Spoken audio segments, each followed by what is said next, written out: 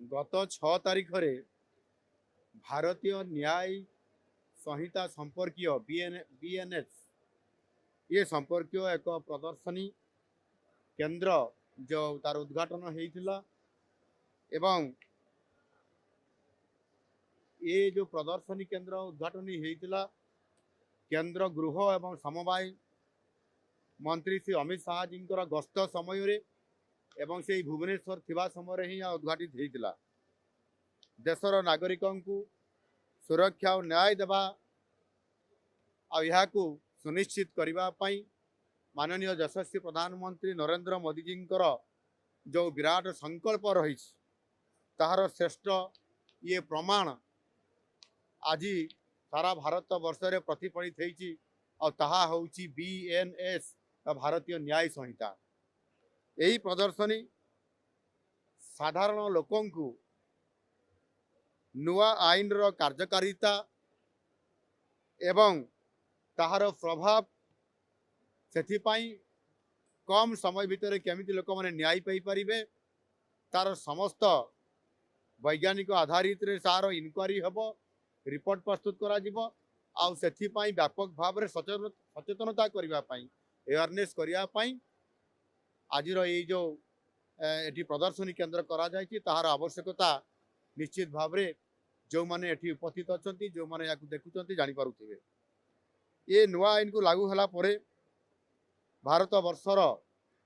जो अपराध नियंत्रण ढांचार जो प्रथमे उपनिवेशवादी जुगर जो पुराना ढांचा अनुसार ब्रिटिश मानकर द्वारा परिचालित होउतबा जो पुराना ढांचा थिला ताहार अवसान घटी एवं स्वाधीन भारतर नूतन आभिमुख्य को एवं किभଳି भाव तार व्यापक भाव में परिवर्तन करा जाई पारिछि। भारतीय न्याय संहिता कार्यकारी हवा पर ठारू एवं आम सरकार उड़ीसा रे आसिला परे जो कार्यकारी यह आरंभ करा जाइछि जदि आम 2025 मसीहा को देखा आम सरकार ठीक शेष ये 2025 मसीहार शेष तारीख पर्यंत जदि हिसाब को नबा तारे ओडिशा रे दोषी साब्यस्त हार ये होउछि 87.6% रही जहाँकि खाली ये सफलता नुह यह होउछि एक विराट सफलता आम ओडिशा सरकार बाई मध्य आज हो पारि। द्रुत न्याय जिते बड़े जदि आम देखा जे जो द्रुत न्याय प्रदान करने क्षेत्र में आईन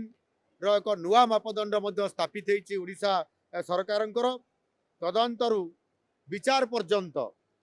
जो तदंतर विचार पर्यंत एथिरे जो 70टी मामला को निया जाइथिला ता भितरे 100 दिन मध्य यह समाप्त मात्र आपंकर 3 मास 10 दिन मध्य अर्थात 100 दिन भितर ये समाप्त होइछि। एथिरो 20टी मामला नुआ दिल्ली स्थित bureau of science research and development द्वारा उत्कर्षतार सहित ये एक जातीय मॉडल भावे ताकू केंद्र मध्य ग्रहण करिछि।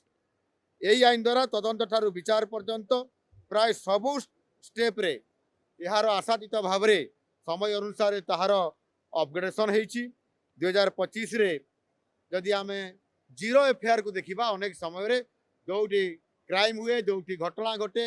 से जगार अनेक परिस्थिति कारण एफआईआर दिया जाई पारे नहीं आउ सेथिपाई सरकार जो गोटे समस्त को न्याय प्रदान करने परिप्रेक्षी में एफआईआर टी सी जेकोसी थाना रे देई परिबो आउ ताकू जीरो जो एफआईआर कहा जाए ताहार मध्य आज दिन में वृद्धि घटी एवं यह 166% को वृद्धि पाई। आज जेकोसी जगह थी जड़े जीरो एफआईआर दे पार आकु पुलिस संपृक्त थाना रे एफआईआर को ग्रहण कला परे ताकू लॉज कला परे ताकू से ट्रांसफर करी से केस को मध्य संपृक्त घटना घटी थाना को मध्य से पठेदेव एवं से थाना ताकू रिसीव कला परे न्याय प्रदान करने आवश्यक पदक्षेप मध्य नहीं पारिबो एवं ये त्वरित न्याय प्रदान करने जो आधुनिक वैज्ञानिक पद्धतिर जो साहाय्यर आवश्यकता अच्छी से आम ओडिशा रे मध्य आम सरकार आसिला परे national forensic science university jar एक ब्रांच यूनिवर्सिटी हिसाब रे आम भुवनेश्वर रे गत किछि मास पूर्वर ताकू मध्य आम आरंभ करिछु एवं सौभाग्यवशत माननीय गृहमंत्री अमित शाह जी उपस्थित रे गत गत 6 तारिख रे यार नुआ गृह भित्तिभूमि आम तार भित्तिप्रस्तर माननीय अमित शाह जी उपस्थित रे करैछंती आम ओडिशा सरकार करिसंती अमित शाह जी करम रे एवं ता सहित मध्य गोटे सेंट्रल फोरेंसिक साइंस लैबोरेटरी ये माननीय अमित शाह जी कर कम तार भित्तिप्रस्तर कर आधुनिक जो टेक्नोलोजी रे पुलिस को किभली भाव में अधिक पारंगम करा जाई परिबो अधिक ताकू शक्तिशाली स्ट्रेंथन करा जाई परिबो सेथिपाई मध्य आमर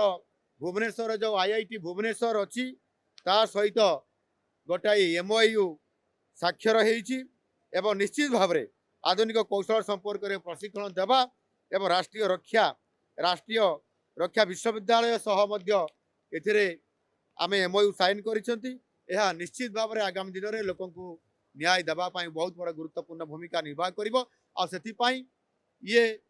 जो आमर रही प्रदर्शनी केन्द्र सारा ओडिशारू स्टूडेंट मानू विभिन्न आमर एनजीओ माध्यम लोक मानू एवं समस्त को एथिरे लयर्स मानू लयर स्टूडेंट मानू साधारण स्टूडेंट मानू सचेतन नागरिक मानू ये आसवाई सरकार तरफ व्यवस्था करा जाइछि एम्प्लॉय माने आसबे पुलिस अधिकारी माने आसिक देखिकी एवं ये बाबद संपूर्ण भाव में ज्ञान अर्जन कर जीवे ये व्यवस्था करा जाइछि एवं एथिरे आपण देखि पारुथबे केते भिड़ रहउछि आवश्यकता अनुसार एठी आमर जहाँ डीजीमा से कहते जे यही जो आमर प्रदर्शनी करिवार जो आमर केन्द्र रही आहरी 2 दिन वृद्धि करने मते अनुरोध करिसंती आ निश्चित भाव में या देखला मत लगुच जे सारा ओडिशार एवं विभिन्न वर्गर विभिन्न लोकों को एथिरे अवेयरनेस करने से सचेतन करने ज्ञान अर्जन करने यार अधिक 2 दिन बढ़ाइबार आवश्यकता अच्छी एणु मु आज ये